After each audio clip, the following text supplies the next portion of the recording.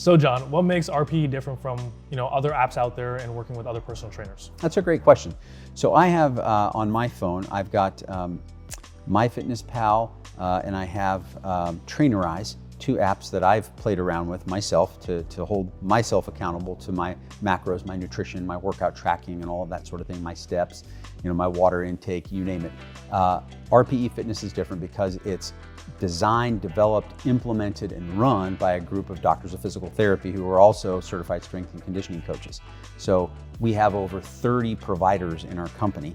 And when we screen a new client to onboard into RPE Fitness, we are not just talking to them about superficialities. We're talking to them about their past medical history. We're talking to them about their goals, their current medications, who's their physician, what kind of comorbidities they might have. That means other medical conditions that might affect their progress and what it is they're trying to attain for their personal goals.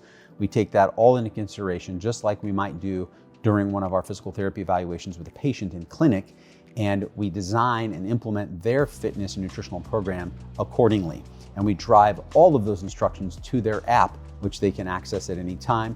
We hold them accountable to their goals. And if need be, on occasion, let's say that we start a new client on a particular exercise program, and then they start to give us feedback through the app that they're having shoulder pain. Hey, we can actually bring them into our clinic physically, give them a physical therapy evaluation screening, and perhaps even hands-on treatment and care, and then get them right back to their program. So that's an enormous differentiator for RPE Fitness. I don't think there's anything else out there like that can offer a service that is that tailored to someone's specific needs and can be as responsive to their progress or lack thereof while they're working through their new programming.